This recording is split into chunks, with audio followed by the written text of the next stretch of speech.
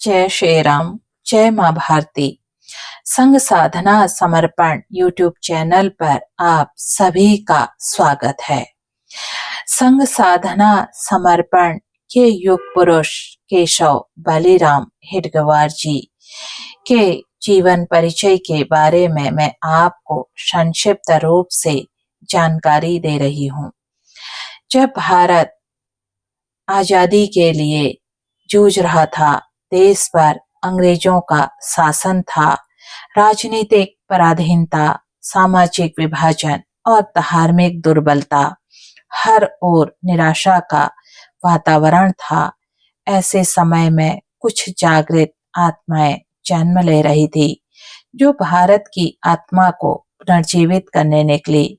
इनमें से एक तेजस्वी आत्मा थी डॉक्टर केशव बालीराम हेडगेवार जी। 1 अप्रैल 1889 को नागपुर में उनका जन्म हुआ। माता रेवतीबाई, पिता पंडित बालीराम पंत हेडगेवार जी, दोनों अत्यंत धार्मिक और संस्कारवान ब्राह्मण परिवार से थे। उनका जन्म हिंदू नववर्ष प्रतिपदा के दिन हुआ था। लोग कहते हैं यह केवल एक बालक नहीं, एक उद्देश्य लेकर जन्मे थे, भारत की आत्मा को पुनः जागृत करने का। बचपन से ही वे गंभीर, अनुशासित और सत्यप्रिय थे। एक बार विद्यालय में एक अंग्रेज अधिकारी के सामने उन्होंने वंदे मातरम कहा। उनके साहस और राष्ट्रभक्ति का ये परिचय था। इस घटना के बाद उन्हें स्कूल से निकाल दिया गया, पर उनके जीवन का मार्ग उसी दिन तय हो गया। मुझे इस राष्ट्र को स्वतंत्र और संगठित बनाना है। किशोर अवस्था में उन्होंने देशभक्ति को अपना धर्म मान लिया। 1910 में जब वे डॉक्टरी की पढ़ाई के लिए कोलकाता पहुंचे, तो वहां उन्होंने केवल चिकित्सा शास्त्र नहीं सीखा, बल्कि क्रांति का अर्थ जाना। कोलकाता में उस समय अनुशीलन समिति नामक एक गुप्त संगठन सक्रिय था। इसके सदस्य ब्रिटिश शासन को उखाड़ फेंकने के संकल्प लेकर कार्य कर रहे थे। यहीं पर केशवराव का संपर्क अरविंद घोष, बारेंद्र घोष और अन्य क्रांतिकारियों से हुआ। उन्होंने वहां सीखा कि स्वतंत्रता केवल राजनीतिक नहीं, बल्कि मानसिक और सांस्कृतिक मुक्ति भी है। डॉक्टर हेडगेवार ने कहा, यदि मन गुलाम है तो आजादी अधूरी है। 1915 में नागपुर लौटने पर उन्होंने चिकित्सा के बजाय राष्ट्र सेवा को चुना। वह जानते थे कि केवल शरीर की नहीं, राष्ट्र की आत्मा की चिकित्सा करनी है। 1915 से 1925 तक डॉक्टर हेडगेवार जी ने जीवन का एक निर्णायक काल था। उन्होंने भारतीय राष्ट्रीय कांग्रेस के साथ काम किया, क्योंकि उन्हें विश्वास था यह संगठन भारत को स्वतंत्र कराने का प्रमुख साधन बनेगा। 1920 में वे विदर्भ प्रांतीय कांग्रेस कमेटी के सचिव बने। उन्होंने कांग्रेस के अधिवेशन में पूर्ण स्वराज्य का प्रस्ताव रखा, पर यह प्रस्ताव उस समय अस्वीकार कर दिया गया। यह वही विचार था जो बाद में 1929 में लाहौर अधिवेशन में नेहरू जी के नेतृत्व में पारित हुआ था। इससे स्पष्ट होता है कि हेडगेवार जी का दृष्टिकोण कितना दूरदर्शी था। 1921 में उन्होंने असहयोग आंदोलन में भाग लिया और ब्रिटिश शासन के विरुद्ध सत्याग्रह किया। उन्हें गिरफ्तार कर जेल भेज दिया गया। जेल में भी वे निराश नहीं हुए, बल्कि उन्होंने वहां साथियों को एक सूत्र में बांधने का प्रयास किया। जब वे जेल से बाहर आए तो उनके स्वागत में मोतीलाल नेहरू, हकीम अजमल खां जैसे नेताओं ने उन्हें बधाई दी।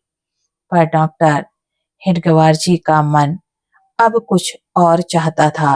उन्होंने देखा कि राजनीतिक आंदोलन अस्थायी हैं, जनता जागृत होती है पर शीघ्र थक भी जाती है। उन्हें लगा कि स्वतंत्र भारत के लिए आवश्यक है एक संगठित, अनुशासित और चरित्रवान समाज। वर्ष था 1925, दिन था विजयदशमी, स्थान नागपुर। एक छोटे से घर में कुछ राष्ट्र प्रेमी युवक एकत्र हुए। डॉक्टर हेडगेवार जी ने कहा, यदि हम भारत माता को परम वैभव पर ले जाना चाहते हैं तो हमें समाज को संगठित करना होगा। उस दिन से प्रारंभ हुई एक युगांतकारी यात्रा राष्ट्रीय स्वयं सेवक संघ आरएसएस की। संघ का उद्देश्य था हिंदू समाज को संगठित कर राष्ट्र को पुनः महान बनाना। संघ राजनीति से दूर केवल व्यक्ति निर्माण का कार्य करेगा, क्योंकि उनका विश्वास था व्यक्ति बदलो तो समाज बदलेगा, समाज बदलेगा तो राष्ट्र बदलेगा। संघ की शाखाओं में शारीरिक, बौद्धिक और नैतिक प्रशिक्षण दिया गया। कोई भेद नहीं, न जाति, न वर्ग, न भाषा, सब एक सूत्र में हम सब हिंदू हैं। हेडगेवार जी ने स्वयं प्रतिदिन शाखा में उपस्थित रहते, बच्चों के साथ खेलते, योग सिखाते और अंत में प्रेरक कथा सुनाते। उनका जीवन ही सबसे बड़ा शिक्षण था। उन्होंने कहा था, राष्ट्र के लिए जीना ही सच्चा धर्म है। धीरे धीरे संघ का विस्तार हुआ। महाराष्ट्र से लेकर मध्य भारत, बंगाल और पंजाब तक हर शाखा से निकले वाले स्वयंसेवक देश की सेवा, समाज सुधार और शिक्षा कार्यों में जुट गए। संघ केवल संगठन नहीं, एक जीवंत विचारधारा थी। डॉक्टर हेडगेवार ने संघ के 3 मूल सिद्धांत रखे: संगठन, अनुशासन, समर्पण। संघ के स्वयंसेवक समाज के हर क्षेत्र में जाएंगे, पर स्वयं को नहीं, राष्ट्र को प्रधान रखेंगे। उनका मानना था, हमारा राष्ट्र हिंदू राष्ट्र है, क्योंकि यह भूमि हिंदू संस्कृति की जन्मभूमि और कर्मभूमि दोनों है। संघ की शाखा केवल अभ्यास नहीं, संस्कार की प्रयोगशाला है, जहां एक सजग नागरिक निकलता है। हेडगेवार जी ने संघ का नेतृत्व करते हुए कभी प्रचार नहीं चाहा, कभी राजनीति में नहीं उतरे। उनका लक्ष्य था शांत, स्थायी और अखंड संगठन। उन्होंने अपने कार्यकर्ताओं से कहा, सच्चा स्वयंसेवक वह है जो बिना नाम चाहे राष्ट्र की सेवा करे। 1940 का वर्ष संघ का विस्तार अब पूरे भारत में हो चुका था। डॉक्टर हेडगेवार की तबीयत लगातार खराब रहने लगी। 21 जून 1940 को नागपुर में उन्होंने अंतिम श्वास ली और मृत्यु से ठीक पहले उन्होंने कहा, आज मेरा जीवन सफल हुआ, क्योंकि संघ का कार्य अविराम गति से चल रहा है।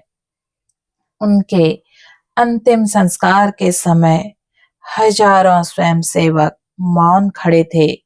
किसी के हाथ में न कोई झंडा था, न कोई नारा था, सिर्फ एक संकल्प, हम इस राष्ट्र के लिए जिएंगे और इसी के लिए मरेंगे।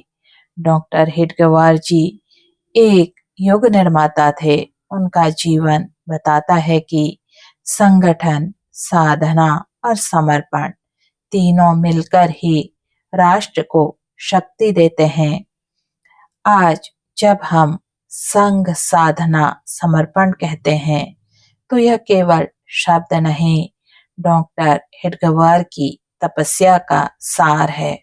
उनके प्रेरणा से संघ आज भी करोड़ों युवाओं को सेवा, अनुशासन और देशभक्ति की राह दिखा रहा है। वंदे मातरम। भारत माता की जय। जय श्री राम।